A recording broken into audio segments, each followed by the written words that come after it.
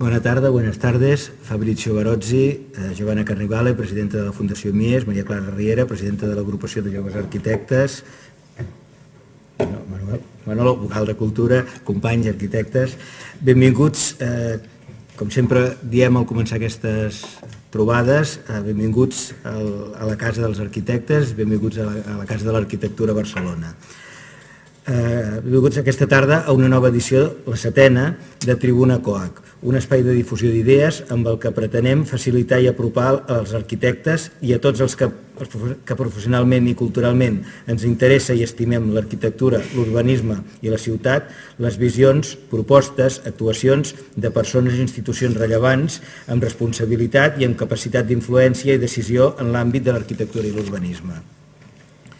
I avui, amb Fabrizio Barozzi, tindrem l'oportunitat de conèixer una visió i una obra rellevant, jove i que ja compta amb un reconeixement de la importància del Premi Mies van der Rohe 2015.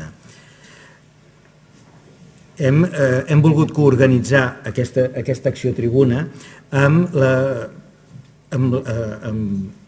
presentant avui el guanyador dels premis i presentant la setmana que ve els guanyadors d'Arquitectura G, els guanyadors del Premi Emergent, per tenir precisament una visió global i una visió més panoràmica del resultat d'aquest certamen, del resultat d'aquest any. I hem volgut coorganitzar-ho precisament amb la Fundació Mies i l'Agrupació Jove, perquè en aquest cas es dona la triple circumstància, és a dir, és un reconeixement, és un premi, per tant és una posada en relleu d'una obra que segurament ens interessa i que ens interessa poder explicar, però a més també és rellevant que hagi rebut el premi, que hagi tingut aquesta menció, i també és rellevant la joventut segurament no només cronològica, sinó mental de les propostes que esteu fent. Per això hem volgut coorganitzar-ho i per això benvingudes a la repartim a 3 mans. He començat fent-la jo, ara segueix Maria Clara Riera. Gràcies, Degà. Primer de tot això, ha estat una edició molt il·lusionant, sobretot per l'arquitectura jove i d'aquí dels Premis Mies. El dia dels premis va ser impressionant, només el primer nom, Barozzi i Veiga, però sobretot també el d'Arquitectura G. Vull dir que ha sigut una combinació que ens ha carregat molt les piles a l'agrupació i crèiem que havia de ser aquí, al primer lloc, on la conferència dels premiats acollíssim, com diu el Degà, a la Casa dels Arquitectes. Ho comentava abans en Fabrizio, els premiats de JAC també fem conferències i el 2007 ells van ser premiats i després d'aquest 2007 torna el 2015 com a premiat Mies. Això és molt il·lusionant i amb moltes ganes de continuar fent aquesta tasca des de l'agrupació per donar plataforma als joves i continuar difonint aquesta arquitectura que, com veiem, acaba premiada a les altes esferes també. A partir d'aquí, moltíssimes gràcies per haver vingut. Us emplacem també el dimecres que ve a les 7 de la tarda, crec que és a les 7, també? A les 7 de la tarda amb Arquitectura G, que també serà una conferència molt interessant i esperem que ens tornem a trobar aquí tots. Continuarà la Giovanna amb aquesta benvinguda a 3 bandes. Sí, seré molt breu, perquè de fet deixem la paraula a Fabrizio Barozzi molt ràpidament. Sobretot, moltes gràcies a Lluís Comerón per organitzar juntament amb Maria Clara Riera, la presidenta de l'EJAC, aquesta cicle de conferències, aquesta col·laboració. De fet, diguem-ne, jo crec que des de fa 2 anys i mig la Fundació Mies van der Rohe, el Col·legi d'Arquitectes, col·laboren estrictament per l'organització de diferents esdeveniments per promoure la bona arquitectura. I ahir va fer just un mes de la cerimònia del premi, de l'entrega del premi. I a més, aquesta edició del premi és molt especial per nosaltres, per la Fundació i per Barcelona, perquè tant l'obra guanyadora com la de l'arquitecte del Premi Emergent són de 2 despatxos amb seu en Barcelona. Però en el cas específic de Barozzi, que sempre em diuen malament el seu nom, Barozzi Veiga, a la seu del seu despatx és a Barcelona, però per causes circumstancials, ja que els arquitectes, un és d'Itàlia i l'altre és gallec. La Fundació Mies van der Rohe es complau que aquest any el premi hagi guanyat un arquitecte, un despatx, que és el primer cop de totes les edicions del premi que ha guanyat un equip d'arquitectes que no són famosos, com els anteriors guanyadors, no? Com el Jean Nouvel o el Zaha Hadid en company. Però tenen la mateixa qualitat i, a més, perquè representen l'Europa d'avui, amb una visió diferent i també rejuvenida d'aquesta Europa. Jo ara deixo la paraula a Manuel Ruiz Sánchez per fer la presentació més oficial, diguem-ne, al currículum. Gràcies i gràcies.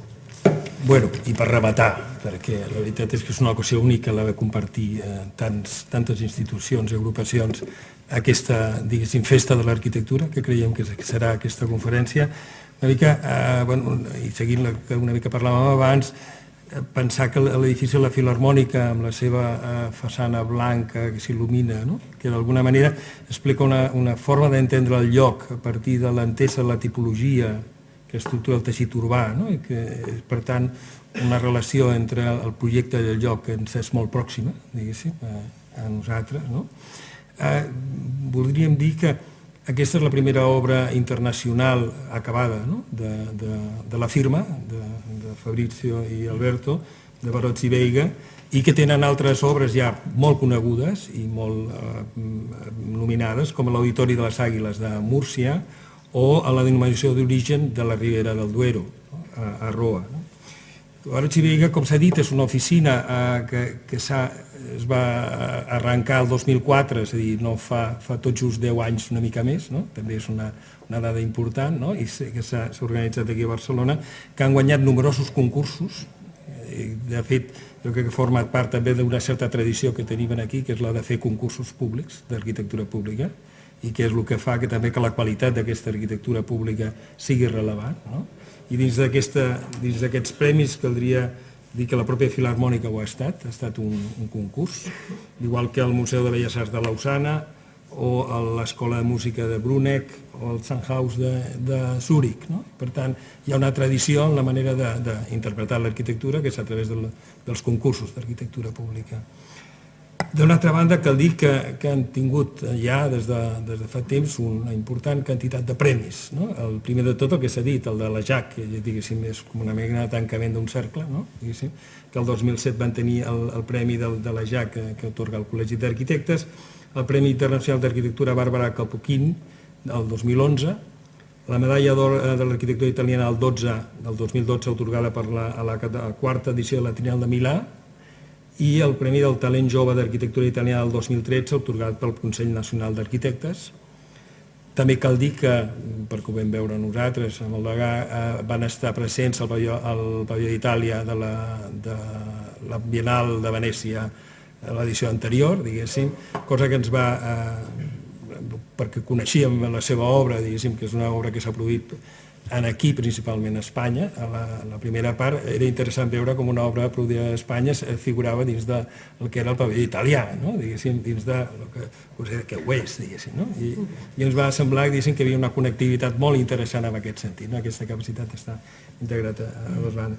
També cal dir que Fabrizio té una, diríem, intensa activitat acadèmica, com també és tradició, diguéssim, aquí, per una banda sent professor visitant a la Universitat de Girona, i recentment també a la UAP, a Venècia, de la universitat amb la que ell va estudiar. I una vegada dit això, jo diria que amb això tenim una idea general i deixaria la paraula. Moltes gràcies.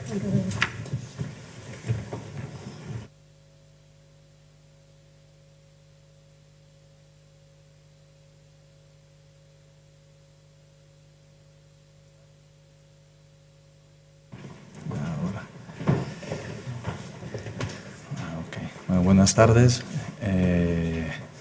Muchas gracias al colegio para invitarnos a la presentación y es un placer poder, después de años, presentar también nuestro trabajo de la Filarmónica y algún otro aquí al colegio, un poco a casa, que efectivamente somos un despacho que está localizado en Barcelona, pero tampoco hemos tenido muchas oportunidades de trabajar aquí, con lo cual poder presentar hoy algunos de nuestros trabajos en el colegio lo hemos recibido con especial interés. Bueno, yo soy la mitad, digamos, la mitad italiana del despacho, la otra mitad es Alberto Veiga, que hoy está sentado allí, me ha dejado, está allí.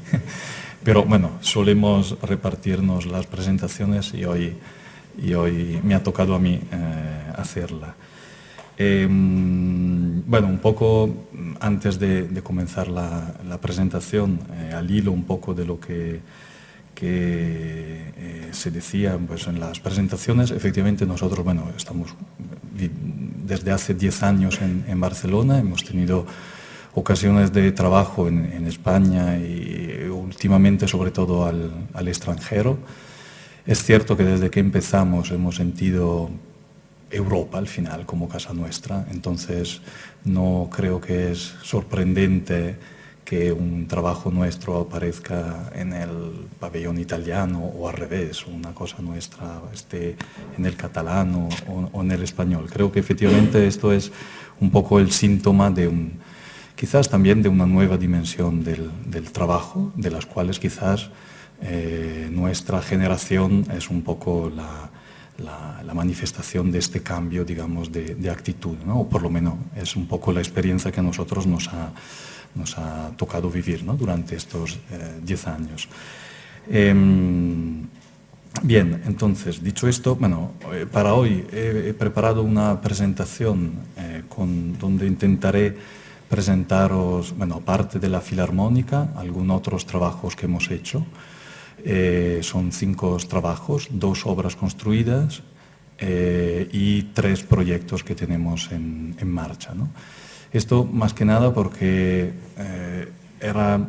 creemos que es importante también entender un poco el antecedente o los antecedentes, digamos, del proyecto de la Filarmónica y también los proyectos, digamos, que han seguido a continuación, ¿no? Y esto entender como al final el proyecto de la Filarmónica es de hecho no tanto un proyecto aislado, cuanto efectivamente parte de una trayectoria más amplia, de una búsqueda, de una investigación, digamos, sobre un modo de trabajar, ¿no? Casi que ha empezado hace 10 años y que, digamos, ha tenido una evolución y dentro de las cuales efectivamente el proyecto de Stettin, que ha sido premiado, es un proyecto importante, digamos, que nos ha acompañado casi durante 8 años de estos casi 10, 11 de trabajo. El primer proyecto que presentaré es podremos decir que es el primero que hemos realizado junto con el Auditorium de Águilas. Y antes de presentarlo, es importante decir que es bastante emblemático de nuestro modo de trabajar, ¿no? En realidad todos nuestros trabajos nacen quizá de una paradoja en realidad. Siempre buscamos trabajar con lo específico de un lugar, buscar la especificidad de un lugar, lo que lo hace único, lo que lo hace identificable, lo que lo hace identitario de alguna manera. Pero al contempo buscamos también una autonomía formal que paradójicamente se deshaga precisamente del contexto sobre el cual ha nacido.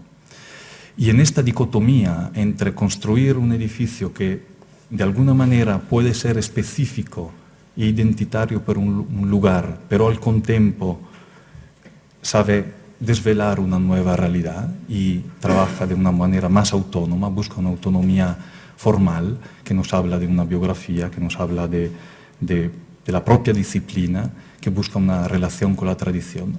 Precisamente en este punto de tangencia entre dos extremos se sitúa gran parte de nuestro trabajo. Pensar lo específico, trabajar con la especificidad de un lugar, para nosotros quiere decir intentar trabajar con la anatomía de un lugar, es decir, con una aproximación más fenomenológica quizás al proyecto, entender también el tono de un ambiente, una tonalidad, una atmósfera de un lugar. Quiere decir también sentirse en continuidad con una tradición específica ligada a un lugar y también o con la memoria de algunas apariciones, de algunos elementos de un lugar. Todo esto son palabras que para nosotros significa aprender de un lugar. Pero al contempo siempre buscamos olvidarnos para, ¿no? o trabajar en oposición a todo lo que acabo de decir, ¿no? Y rehacernos casi a los fundamentos casi de la disciplina. Buscamos efectivamente una reflexión autónoma que es propia de la disciplina, que tiene que ver con cuáles son los fundamentos de las disciplinas, qué significa trabajar solo con lo necesario, poner especial atención a lo público, entender que un proyecto público siempre deriva de una modelación del espacio público. También quiere decir hacer una reflexión que para nosotros es importante acerca de qué significa trabajar o pensar la monumentalidad también, y también hacer una reflexión acerca de una reflexión acerca de una resistencia a una dispersión urbana que parece cada vez más importante, ¿no? Este primer proyecto, del cual he dejado el plano de situación, es bastante emblemático de esta manera de trabajar, así como lo será también la Filarmónica o los otros proyectos que a continuación presentaré, ¿no? Esto es un poco el marco teórico o conceptual dentro del cual intentamos trabajar. Este gráfico muestra como la sede de la Ribera del Duero, un edificio que hemos hecho a Roa, en el norte de Madrid, ¿no? Se sitúa justo en el límite, ¿no?, de este pequeño pueblo. Y ya su condición geográfica, de alguna manera, define el proyecto, lo identifica. El proyecto nace de una forma dual. Por un lado, busca con estos pequeños elementos que se ve en la parte superior del proyecto, intentar recoser un tejido urbano fragmentado de alguna manera, busca una escala más sencilla, la recomposición de un espacio urbano, y por otro lado, a través de un elemento más autónomo, casi arquetípico, ¿no?, definir lo que es el límite del urbano frente a lo natural, ¿no? Es importante también ver cómo, este proyecto se trataba de un proyecto de una ampliación de un edificio histórico, un hospital de San Juan, un edificio histórico que ha tenido diferentes usos, y ya este dibujo muestra como en lugar de configurar un verdadero edificio o en el sitio donde tenía que haber estado un edificio, hemos localizado una pequeña plaza que efectivamente se circunscribe dentro del edificio. Esto a manera casi de manifiesto, en el sentido que todo nuestro proyecto, en este caso también los otros, siempre nace con anterioridad sobre una reflexión con el espacio público.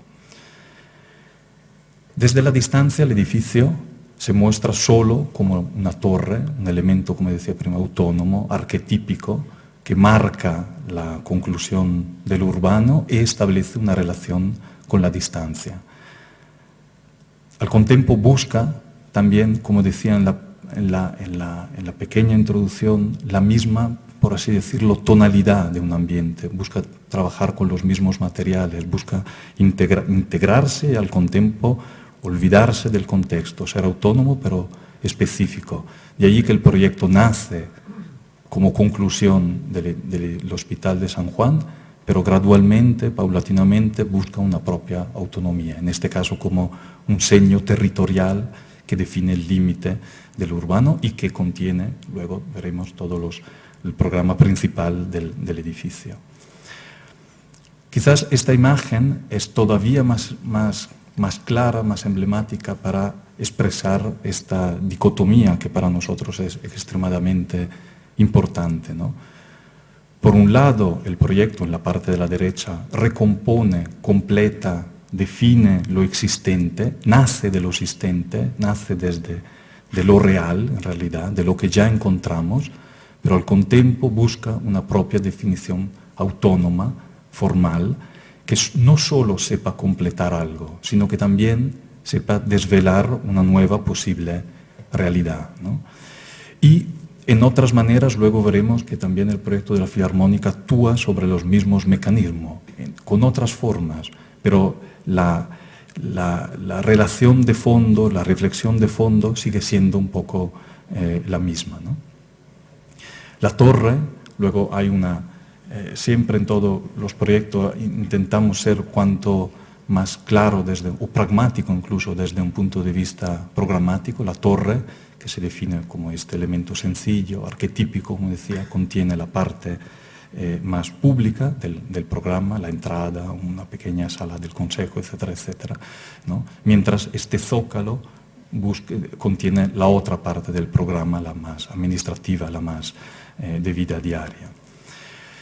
La planta muestra claramente esta intención dual que decía anteriormente.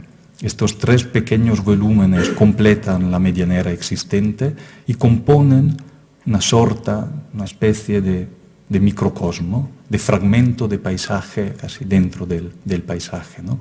Mientras la torre al fondo marca la conclusión del edificio hacia la distancia. Y la consecuencia de este dibujo es esta imagen, que nosotros siempre la presentamos casi como si fuera un manifiesto. En este preciso lugar, en lugar de haber un volumen, construimos un vacío.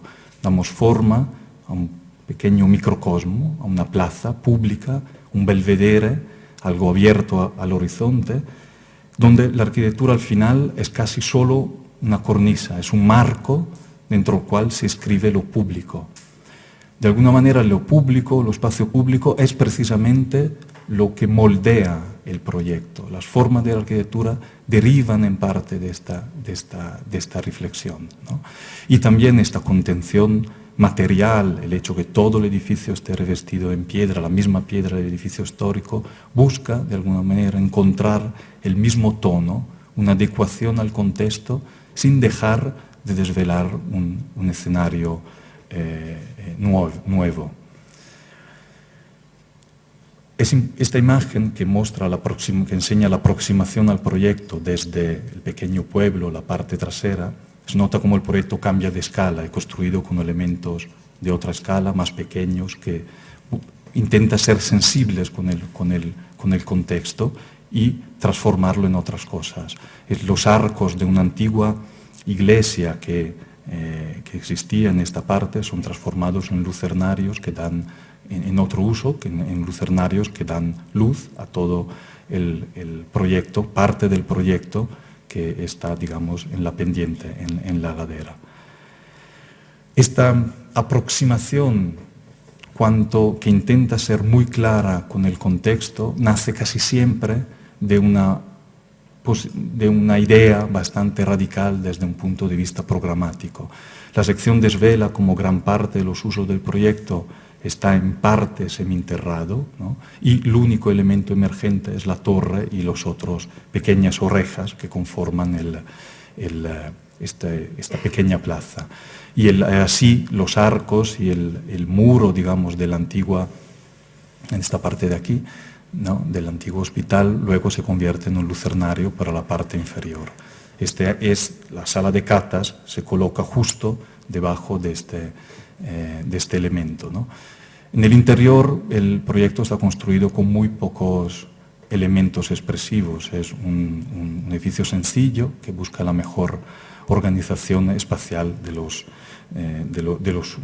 usos, ¿no? Esta es la entrada que se coloca a la base del edificio, muy sencilla, donde el único elemento, digamos, de resalte es el mostrador de acceso. La otra sección enseña cómo estos pequeños volúmenes tienen una función precisa para llevar luz en las partes inferiores del edificio. Son unos grandes lucernarios que permiten llevar luz a la sala de catas y al auditorio que se encuentran en las partes inferiores del edificio.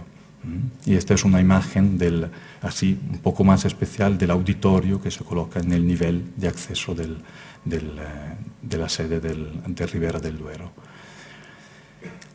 En este proyecto, como en todos los otros, hay siempre una extrema atención al dato material, al dato constructivo. En este caso, el edificio está revestido por unos sillares, efectivamente de piedra, no es una fachada ventilada, precisamente para que pueda modificarse, cambiarse, transformarse a lo largo del tiempo y introducir esta temática temporal o modificación del proyecto, digamos, temporalmente, que es una de las temáticas que siempre nos interesa explorar en el proyecto, propio para intentar encontrar aquella especificidad, aquello que permite ligar un proyecto con un determinado contexto.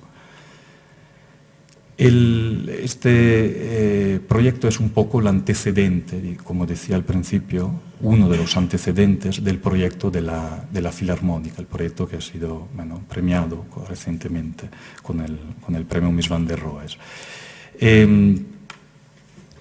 No hay ninguna analogía formal con el anterior, no trabajamos buscando digamos, una línea formal que acumule los proyectos, pero sí intentamos siempre trabajar con lo específico, lo único, lo identitario de cada sitio. Y esta misma lógica de trabajo es la que alimenta el proyecto de la Filarmónica. Esta imagen muestra Szczecin.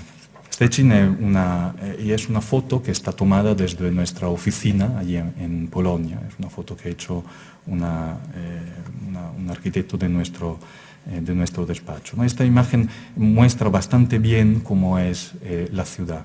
Es una ciudad llana, es una ciudad del norte de Polonia que durante los últimos años ha sufrido una, digamos, degradación de su tejido urbano. Es una ciudad que ha sido bombardeada y destruida en gran parte durante la Segunda Guerra Mundial, ¿no?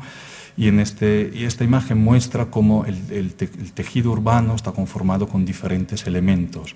Aparecen bloques, digamos, soviéticos de los años 60, de los años 70, hay partes de la ciudad histórica, ¿no? Al fondo se ven algunos monumentos de época medieval o tardogóticas que salpican un poco, digamos, la extensión de la ciudad, ¿no? Esto es Szczecin, esto es nuestro contexto. Nosotros hemos intentado trabajar de una forma específica con lo que en realidad enseña la ciudad. Y si desde este mismo punto giramos un poco la cámara, empezamos a descubrir la Filarmónica. La Filarmónica es un edificio que mantiene una propia identidad, nos habla de la ciudad, pero al contempo svela un posible nuevo escenario, una posible nueva interpretación de lo específico de esta ciudad.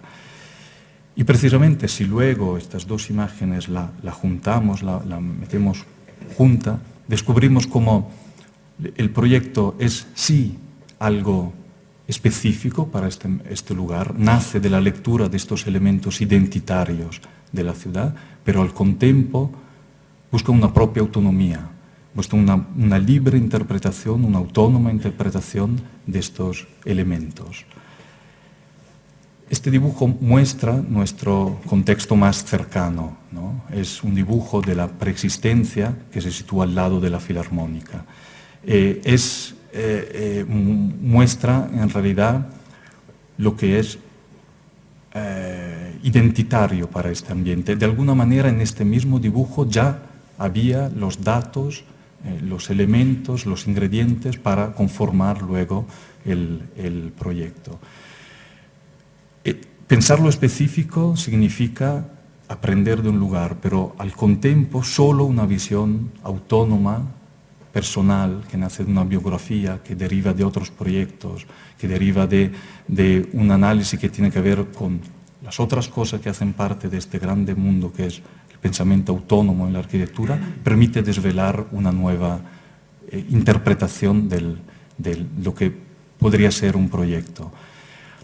Y al final, esto muestra nuestra interpretación del proyecto, la repetición de un elemento sencillo, derivado de una lectura contextual, que se transforma en una cosa nueva, que tiene que ver con la tradición, trabaja en continuidad con una tradición, trabaja en continuidad con los elementos identitarios pero lo transforma en algo que tiene valor de por sí, en un objeto, en algo objetivo, objetual, que tiene valor de por sí. La Filarmónica se sitúa al límite, digamos, de la ciudad histórica, en un lugar donde anteriormente había la antigua Filarmónica de la ciudad, que ha sido destruida durante la Segunda Guerra Mundial. Y la intención de la administración era precisamente de poderla reconstruir después de estos 60 años, ¿no? Durante los cuales parte de la ciudad se ha quedado en un solar vacío y abandonado en una parte que es efectivamente periférica y bastante, digamos, marginal o deprimida de la ciudad. El proyecto busca esencialmente recomponer una esquina urbana, llena la parcela de la cual teníamos a disposición, define un ángulo urbano e intenta con ello consolidar esta pequeña parte de la ciudad, este fragmento de la ciudad. De una cosa estábamos convencidos, que la Filarmónica tenía que establecer un diálogo con la ciudad, pertenecer a la ciudad y, por tanto, construirse sobre algunos de los elementos identitarios que componen lo urbano. En el proyecto hay unas nociones de verticalidad, de masa, que son presentes, son elementos, digamos, connotantes lo urbano, y otorga también una extrema importancia a la conformación volumétrica de la cubierta, que permite insertar el proyecto en relación al paisaje urbano de la ciudad. Podríamos decir de alguna manera que el edificio que se ve al fondo, la preexistencia, lo existente al cual la Filarmónica se apoya, de alguna manera ya tenías los elementos proyectuales necesarios para el nuevo proyecto, para el proyecto, y estos elementos de alguna manera se transfiguran, se modifican, se cambian, ¿no? Y conforman de una forma aparentemente complicada, pero extremadamente sencilla, la nueva Filarmónica de Szczecin. El proyecto está compuesto esencialmente por la repetición de un elemento sencillo, ¿no? Del cual, y la justaposición de este elemento conforma una totalidad, un elemento monolítico.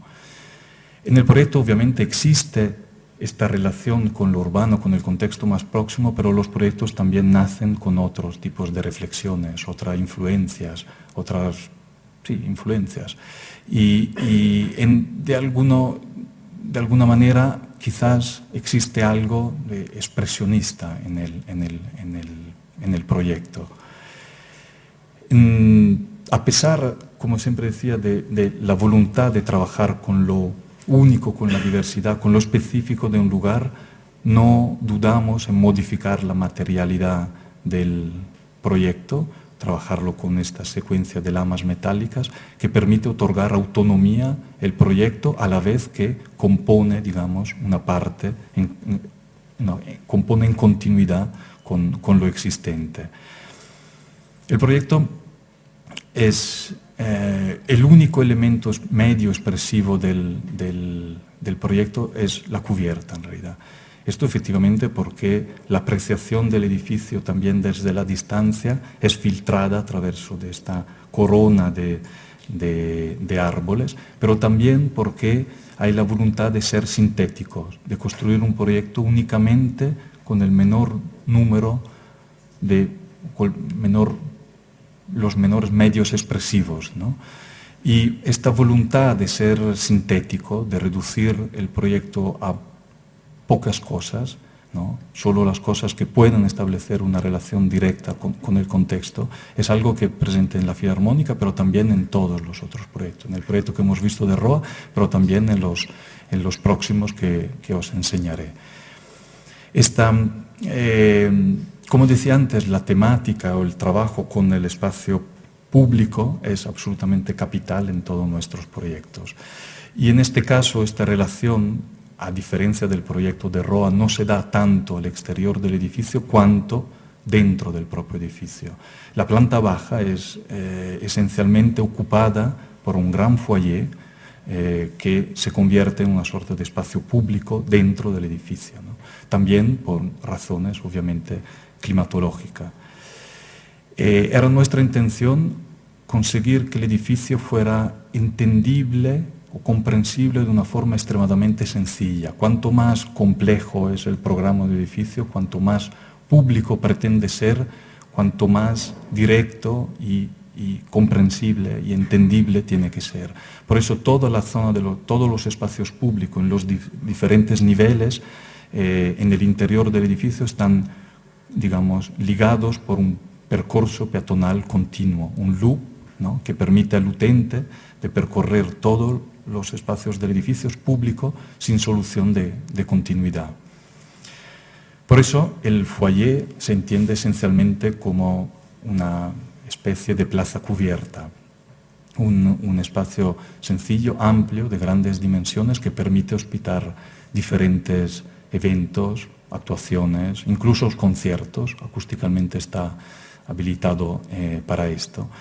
Y está conformado por 3 elementos: las geometrías de las 2 salas, de la sala sinfónica y de la sala de cámara, que definen la geometría, la luz cenital, ¿no?, que está llevada dentro a través de unos grandes lucernarios, y las escaleras de conexiones, ¿no?, una escalera en espiral, una escalera recta, que permiten, como decía antes, recorrer la totalidad del edificio sin solución de continuidad. Y este espacio cobra vida o bien con luz natural durante el día o bien con luz natural cuando la filarmónica empieza a funcionar, ¿no? Es un fondo, un background neutro sobre el cual progresivamente la presencia de la gente es lo importante. Y llega un punto que el edificio de por sí casi no es tanto importante cuanto la actividad que el edificio permite que suceda en el interior. Aquí se nota efectivamente cómo el edificio cobra sentido cuando es activado por los flujos, los movimientos de la gente, y que se empieza a descubrir cómo el interior es efectivamente una extensión del espacio público exterior dentro del edificio. Esta idea de ser extremadamente sintético o incluso esenciales en la conformación del proyecto es evidente también en la planta del edificio.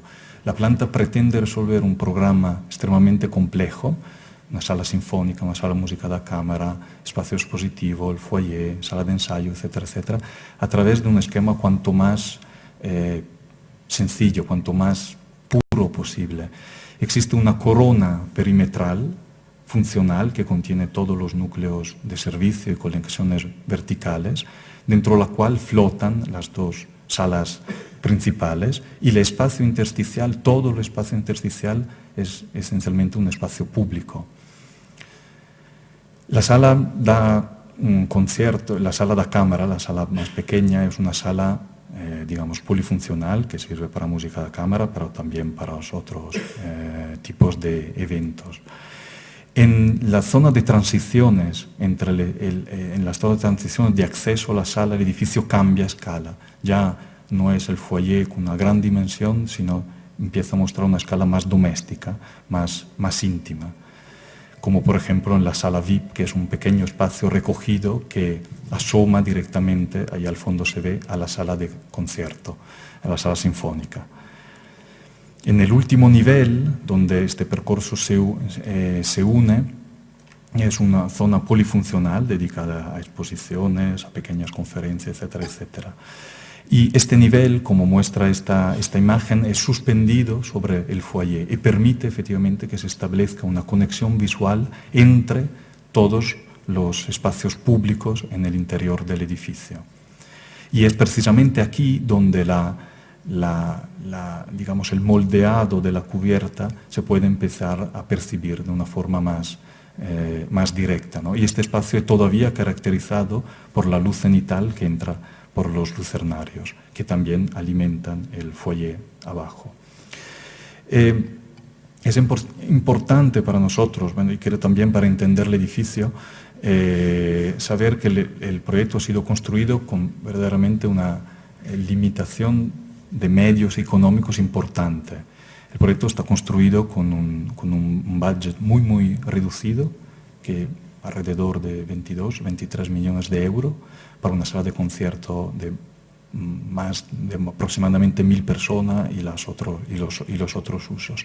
Y esta limitación de medios ha sido precisamente lo que ha motivado o que ha hecho pie también a reducir efectivamente el proyecto al mínimo de alguna manera, trabajar solo y exclusivamente con lo necesario. En el proyecto no sobra nada.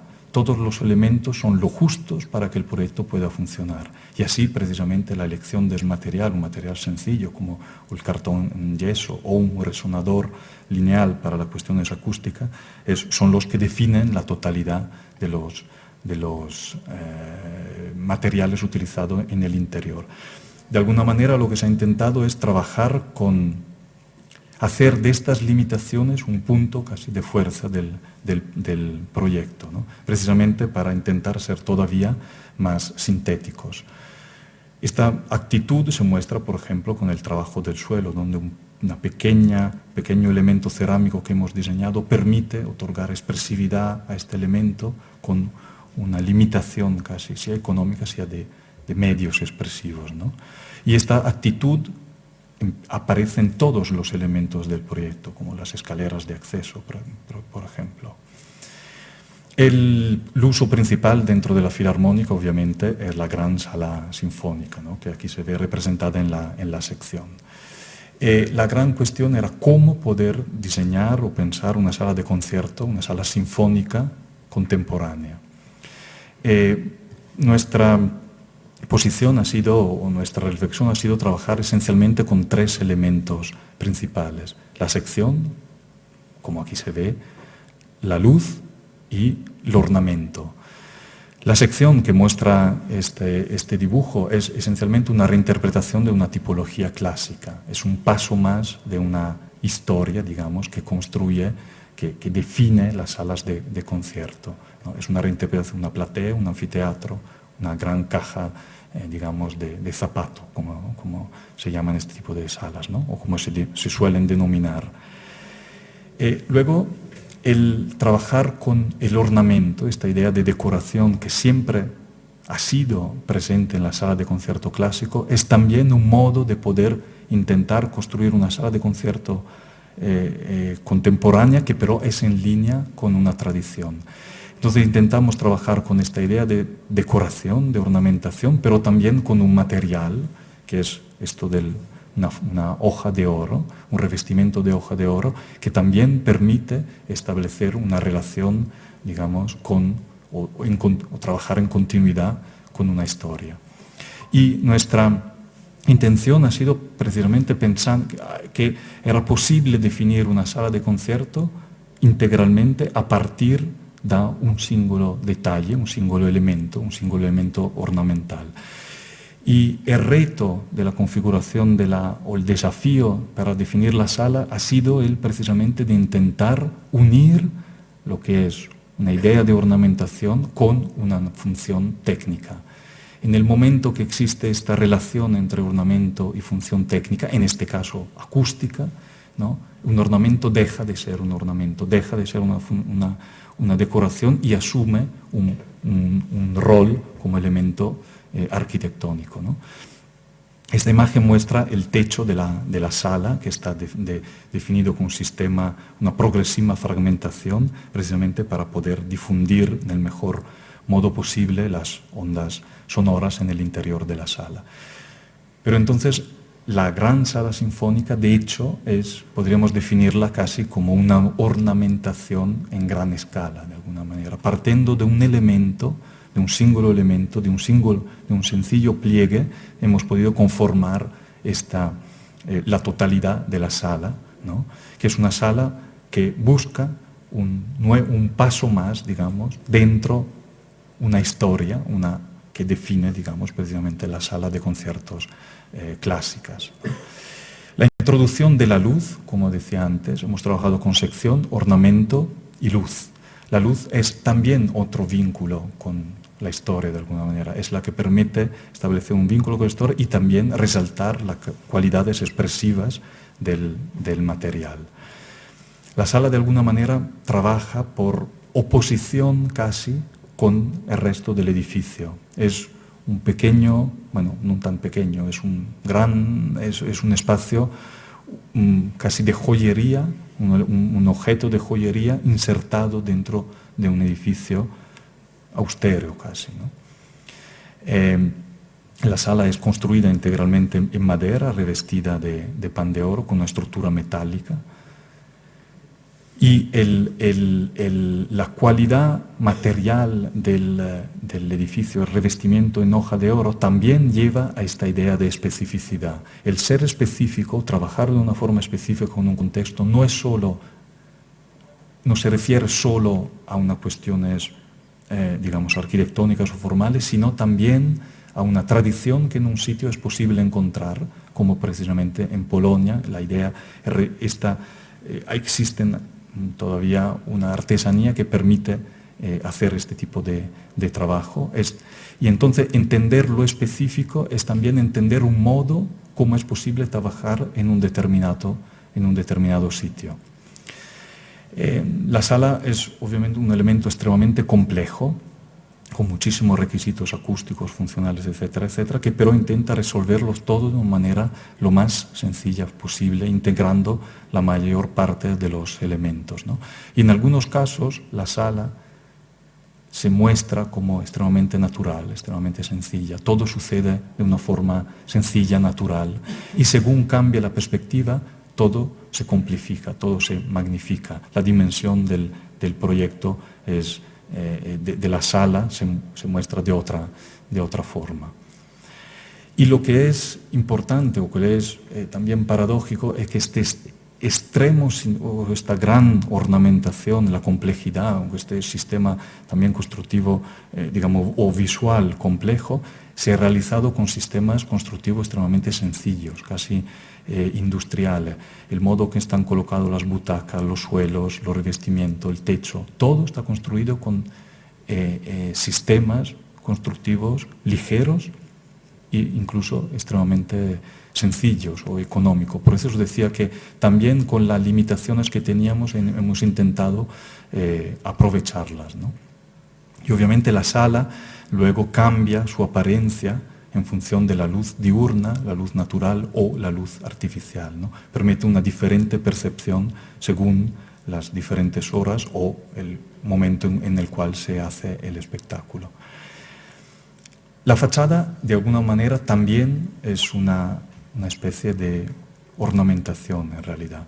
Es construida es un gran, podríamos decir, muro cortino, construido con un vidrio blanco, extra claro, sobre el cual está colocada una serie de lamas muy densas, metálicas, de aluminio, ¿no? Este sistema, aparentemente sencillo, luego, bueno, hay una cámara de aire, una cámara técnica y luego los elementos, digamos, de aislamiento en el interior. Este mecanismo sencillo permite efectivamente cambiar la percepción del edificio, un edificio que aparecerá de diferente manera según se mire, un edificio más ligero visto de frente, un edificio que reacciona con la luz, ¿no? Es un edificio que aparecerá más sólido visto de escorzo, ¿no? Y que efectivamente la superposición de las lamas y del vidrio construye una fachada extremadamente sensible a los cambios lumínicos. No es lo mismo ver el edificio durante la mañana que la tarde, precisamente por cómo incide la luz en las fachadas. A pesar de esta gran, digamos, economía de medio, existe una ligera sofisticación en la fachada. Hemos trabajado el modo en que estas lamas tocan el suelo a través de un zócalo que la recoge, la unifica, y también hacia el cielo, hacia el techo, las lamas se reducen en sección para poder definir de la mejor modo la relación, el perfil con el cielo. Esta fachada también al final es un dispositivo, es un mecanismo que según, digamos, se aproxime el espectáculo, en el que solitamente es en la hora nocturna, permite mostrarse, digamos, permite mostrar la actividad interior al exterior. Entonces, según va calando la luz, el edificio progresivamente se acentúa, la fachada empieza a iluminarse, la percepción cambia del edificio y efectivamente llega un momento en que el edificio pasa de ser percibido como un elemento sólido, ¿no? Por ejemplo, durante la mañana, a un edificio más digamos, ligero durante las primeras horas de la tarde, cuando el edificio comienza a estar en uso. Y la intensificación de la luz es un mecanismo también que permite, digamos, invitar a la gente a entrar. Y se llega a un momento, cuando ya el espectáculo empieza, ¿no?, que casi el perfil o el entero edificio se conforma solo a través de la luz, ¿no?, y acentúa precisamente su presencia. Todo esto es la Filarmónica de Szczecin, ¿no? Lo más importante para nosotros, después de cuando digamos, ha puesto en uso, se empezó a utilizar en octubre del año pasado, es que efectivamente el edificio, a pesar de las dificultades también o de las limitaciones económicas, las dificultades constructivas, no es lo mismo poder construir en Polonia que construir en Suiza, por ejemplo, a pesar de estas limitaciones, es un elemento que poco a poco se ha apropiado del entorno. La ciudad poco a poco lo ha hecho suyo, hay una gran actividad dentro del edificio y sobre todo la ciudadanía ha empezado a entender el edificio como un elemento efectivamente que puede reconstruir parte de una historia y efectivamente, bueno, regenerar gradualmente parte también de esta ciudad, ¿no? Y esto es algo que también creo que durante una visita, también creo a lo mejor el jurado del premio ha entendido efectivamente cuando probablemente allí, ¿no? Ha habido una decisiva, digamos, identificación también de la ciudad con el edificio, ¿no? Y esta última imagen muestra efectivamente esta voluntad de construir un edificio que es autónomo, que tiene valor de por sí, que tiene una propia autonomía formal, pero que al contempo es parte de algo más grande, que efectivamente es la conformación urbana, ¿no? Y se construye siempre su esta dialéctica entre lo específico y lo autónomo. El proyecto de Szczecin nos ha enseñado cómo será el siguiente proyecto, pero sí que ha podido definir una estrategia de trabajo para abordar los otros proyectos, ¿no? Y a continuación os enseñaré 3 proyectos que tenemos actualmente en marcha en el proyecto, 3 proyectos en Suiza. El primero es un proyecto para un masterplan para el Museo de Bellas Artes de Lausanne. Es un proyecto muy complejo que para poder albergar o disponer en el centro de la ciudad los 3 principales museos de Lausanne, el Museo de Bellas Artes, el Museo del Diseño, el Museo de la Fotografía, en un área que es limítrofa, en pleno centro, al lado de la estación de trenes. El área es muy grande, son 2,5 hectáreas, y está ocupado por una serie de edificios, del cual el más importante es una nave industrial, la que se ve en la imagen, de 1911, ¿no?, que tiene este elemento transversal con una gran ventana, sobre el cual había que tomar una decisión, una postura crítica de alguna manera. Este gráfico muestra la situación actual, una parcela muy amplia ocupada por una serie de edificios. Y el proyecto fuimos capaces de desarrollarlo solo y cuando entendimos otra vez que antes de hacer una operación arquitectónica era necesario definir una estrategia urbana. Entonces, el proyecto, de una forma sobria pero radical, propuso la demolición de una gran parte de la nave industrial del 1911 y abrir una gran explanada, un gran esplanada, una gran plaza en continuidad con la Place de la Gare, donde alrededor de la cual poder distribuir los 3 museos, ¿no? Entonces, todavía una vez, este proyecto muestra, casi como en el caso de Rho al principio, pero a otra escala, esta vez una escala más urbanística, como la idea, digamos, primigenia del proyecto no reside tanto en la definición o en la modelación de la arquitectura, cuanto en la definición del espacio público que permite pensar un determinado tipo de arquitectura. Y entonces, cuando posteriormente a esta decisión estratégica, digamos, ha sido puesta en marcha, también la definición del proyecto ha sido extremadamente sencilla. El Museo de Lausanne, que es el Museo de Bellas Artes, que es la pieza principal, se define esencialmente como un gran, podríamos decir, un gran muro, un gran contenedor que separa de una forma precisa lo que es el nuevo ámbito público, a la derecha, esta nueva esplanada urbana, ¿no?, ligada con la estación con la plaza de la estación, y que separa, digamos, el mundo de los trenes al otro lado. Y todavía una vez, los 3 museos, el museo y los otros 2 que se ven al fondo, construyen en realidad lo que es un marco al urbano, una cornisa a lo urbano.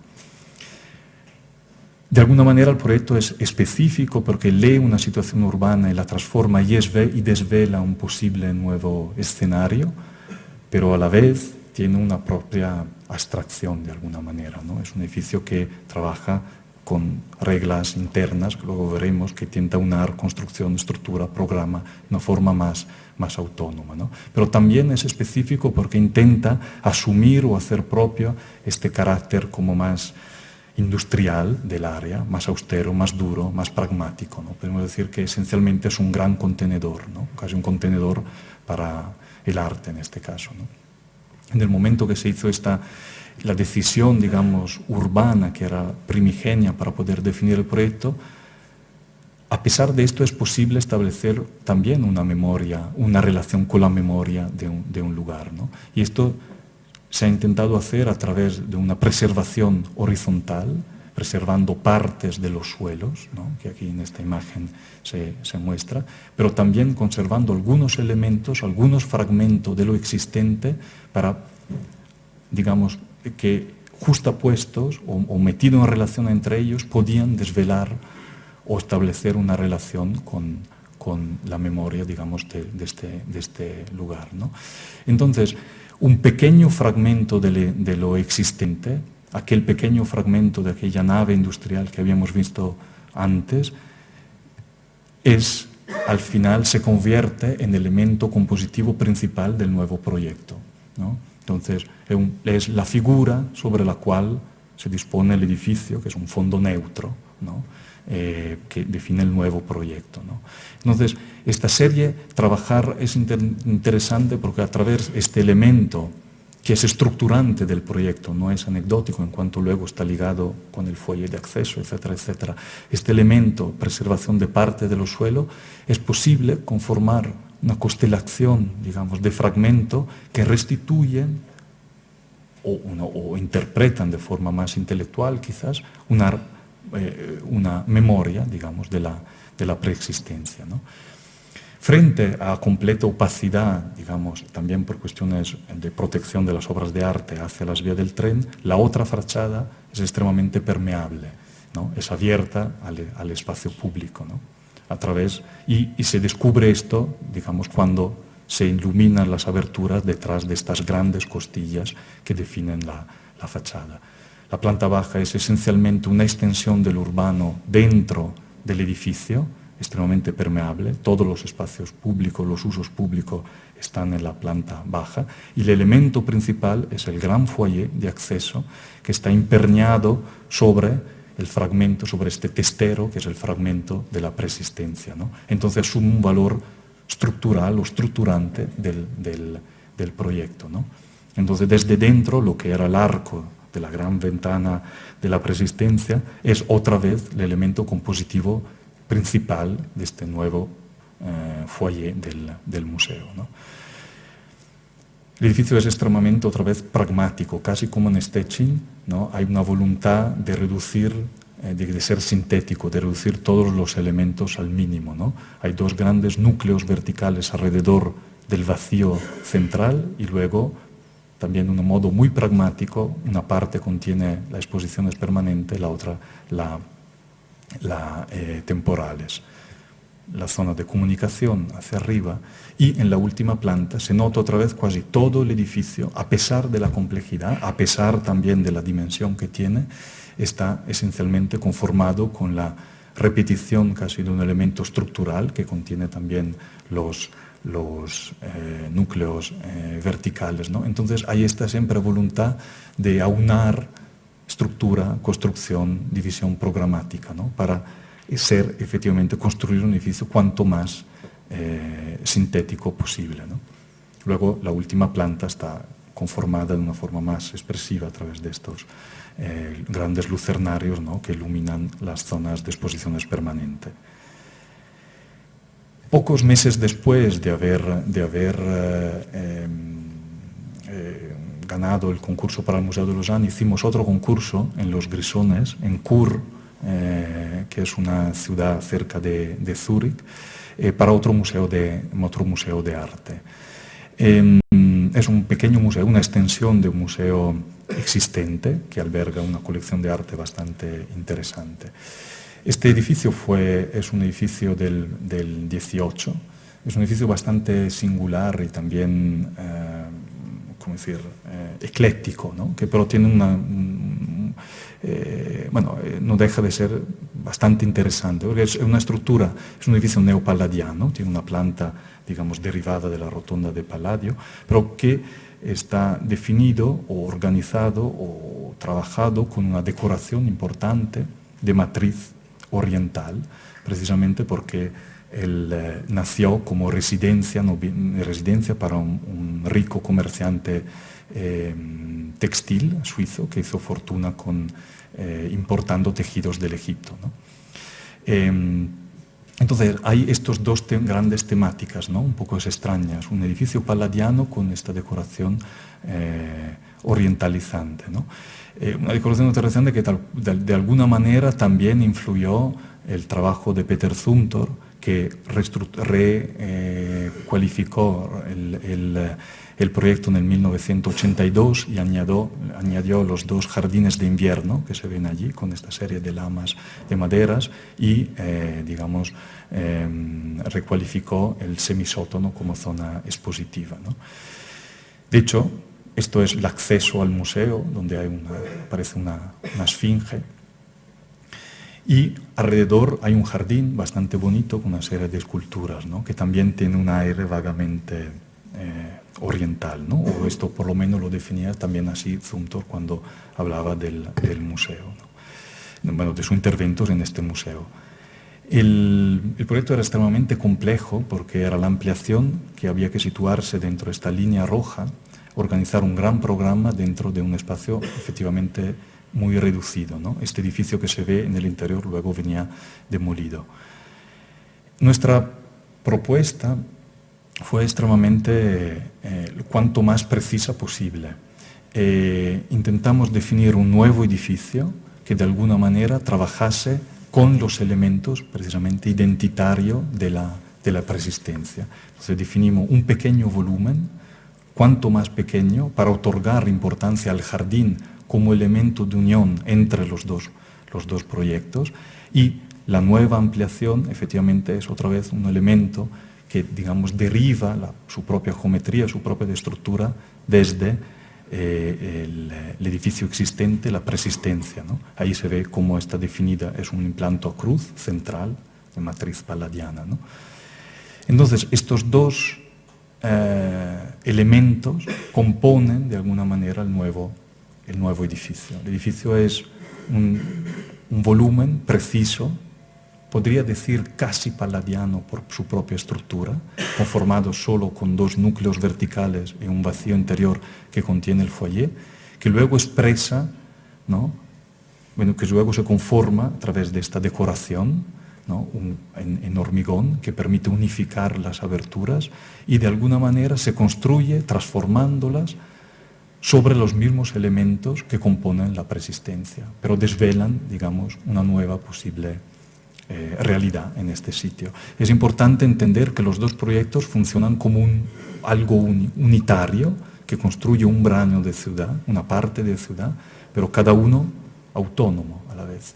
Entonces, por eso el proyecto al final es un proyecto específico por este ámbito, en cuanto se construye precisamente sobre los elementos, digamos, caracterizantes o identitarios de una preexistencia, pero también tiene valor de por sí, está ligado por una lógica interna, luego veremos, ¿no? Que, digamos, rende autónomo, ¿no? E independiente, de alguna manera, el proyecto.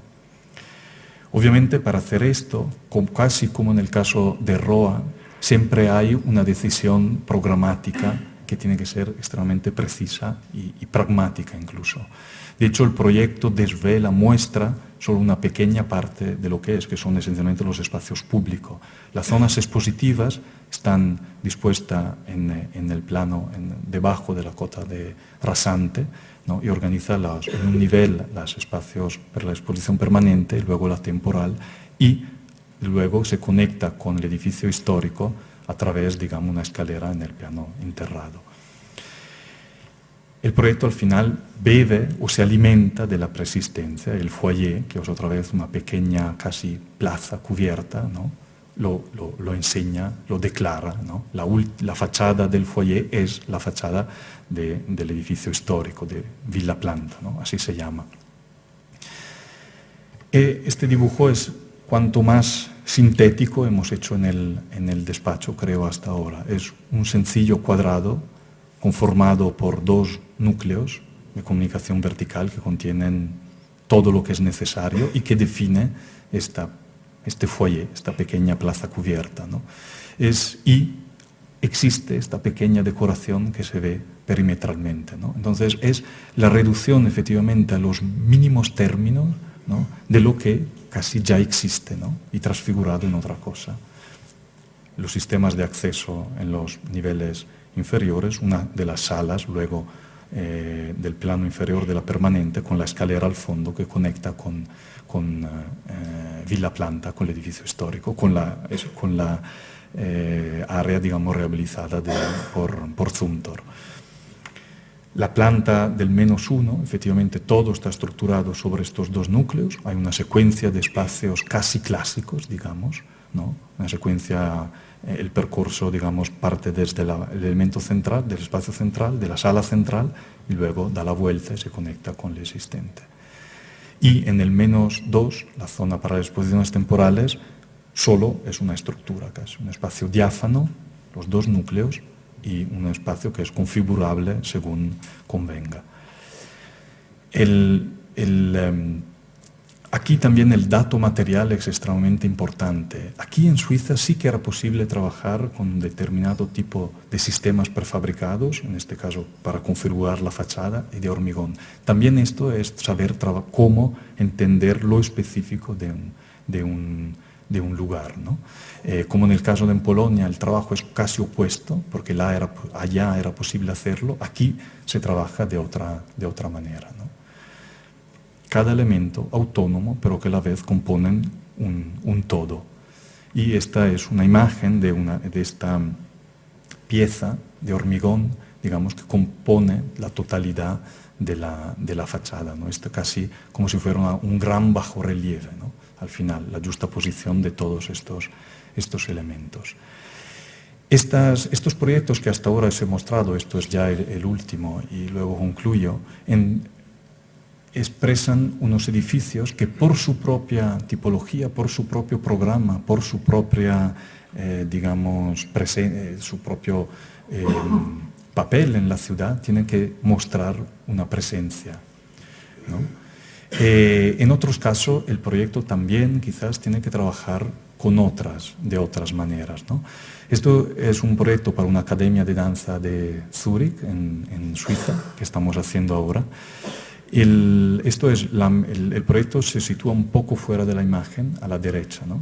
es un área al lado del río Limmat, un área muy interesante porque es en pleno proceso de transformación. Aparecen en el edificio elementos industriales, grandes elementos metálicos, unos baños en madera antiguos, una torre contemporánea, en este caso de Guillaume Guyère, y otras cosas, ¿no? Es un área extremadamente fascinante precisamente por la multiplicidad de los elementos que la componen. El proyecto, que era también una extensión de la actual Academia de Danza, ¿no?, se sitúa justo en el límite del río, ¿no?, en la orilla. En esta imagen el proyecto ya existe, pero lo que se nota son las preexistencias, que se nota casi solo las preexistencias, porque en este caso el proyecto precisamente da, podríamos decir, casi un paso atrás. Se define casi únicamente como una topografía pública, un jardín, un paso a mitad, una nueva reconfiguración de la orilla, ¿no?, y otorga casi toda la presencia o gran parte de la presencia a los edificios colindantes, ¿no? Lo único que pretende, digamos, que ya no es un edificio, cuanto en este caso una topografía. Y el proyecto esencialmente solo la construcción de un basamento, de un zócalo, ¿no?, que, digamos, define el frente sobre el río y sobre el cual luego se disponen los edificios que ya existen, ¿no? Por eso en este caso el proyecto, podríamos decir, es necesario también que simplemente defina lo urbano, renuncie casi a otro tipo de presencia, ¿no? En este caso se limite a la configuración de un frente, ¿no?, donde todavía la conformación volumétrica del edificio es derivada del trabajo del espacio público, de los movimientos públicos, de cómo la gente puede utilizar el edificio, ¿no? Es casi un fondo, una nueva escenografía urbana, cuya, digamos, un gran portal, por así decirlo, que tiene algo que ver con todos estos elementos, estas infraestructuras, digamos, que rodean el proyecto.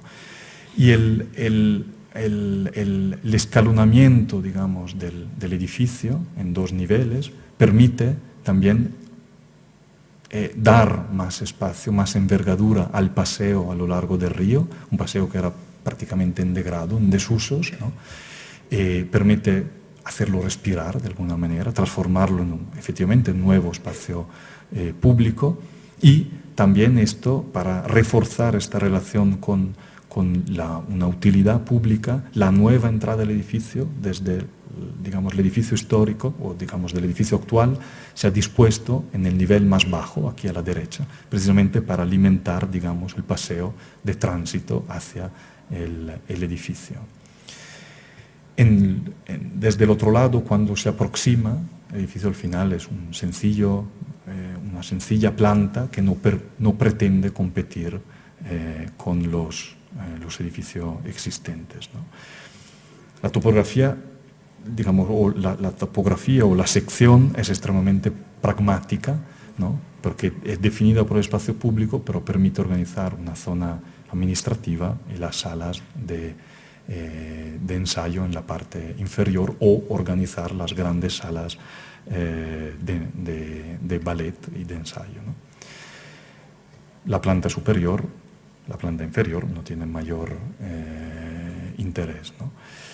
Y el foyer, otra vez, casi como en el caso de Lausanne, pero a otra escala, el edificio mucho menor, se resuelve en continuidad con el exterior, ¿no? Es otra vez el espacio público que entra casi dentro del edificio. Todos estos proyectos, desde el primero de ROA o la Filarmónica o estos tres proyectos que os he mostrado, en realidad todos trabajan con las mismas ideas.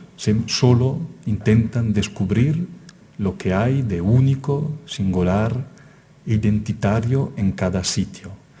Quizás nuestro trabajo como arquitectos, o también como así nosotros lo entendemos, es efectivamente poder desvelar nuevos escenarios a partir precisamente de una relación con lo específico, con el contexto, ¿no? Siempre, pero, recordando que un edificio tiene que pertenecer a un lugar, pero también estar en oposición a ello. Pensar que un edificio tiene que pertenecer a un determinado lugar, pero también tiene que reflexionar o servir o pensar de poder ser o estar definido, digamos, por todos los lugares, ¿no? Y con esto creo que ya he acabado y os agradezco la atención.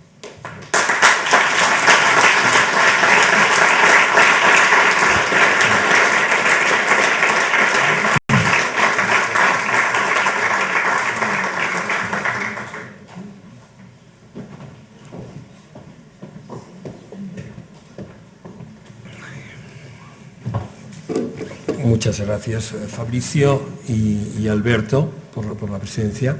Es una oportunidad haber podido conocer vuestras obras en profundidad para incluso abrir un debate o preguntar, ¿no?, por aquellas cosas que nos parezca que son relevantes, que está lleno, ¿no? Sí, Entonces, si alguien tiene alguna pregunta, algún comentario a hacer, sería el momento para poderlo traspasar a Fabricio. ¿No? Yo tenía posiblemente un tema que es, hay una presencia de la idea de lo público, del espacio público, de la condición pública de la arquitectura como una constante que se repite en todo vuestro trabajo, ¿no? Esto, ¿de dónde viene? ¿Dónde creéis vosotros que tiene su origen en vuestra manera de entender la arquitectura tan ligada a la condición de público, de espacio público? Bueno, un primer motivo seguramente es que todos los proyectos que he enseñado, o gran parte de los proyectos que estamos haciendo, son obviamente edificios públicos, ¿no? No he enseñado, digamos, edificios residenciales, privados, etcétera, etcétera, ¿no? Entonces estamos convencidos, creo, que al final un edificio público, por su propia connotación de uso, tiene que devolver algo a la ciudad. Esto es casi por descontado, ¿no? Entonces hay un valor casi, digamos, que tiene que ver con el rol de un edificio público, ¿no? Creemos que un edificio público al final no solo tiene que funcionar de por sí, sino que tiene que ser un paso de una construcción más grande, que es obviamente la ciudad, la conformación de un ámbito urbano. Y por otra parte creo que deriva también de esta voluntad de ser siempre extremadamente atentos a un dato contextual, ¿no? De hecho, declinados de otras maneras, pero efectivamente es casi siempre... Hay siempre una reflexión a priori sobre la conformación de un vacío, de un intersticio, de una plaza, de una calle, de un elemento, que es la matriz que luego genera también la conformación formal del edificio, ¿no? Entonces, es cierto que esto es una constante que aparece desde los primeros trabajos que hemos hecho y que alimenta casi todas nuestras obras, ¿no? Y bueno, sí, tiene que ver esencialmente con esto, con casi una función pública o más social, digamos, de estos tipos de edificios, que casi todos son de carácter cultural al final, ¿no? ¿Alguna pregunta más por ahí?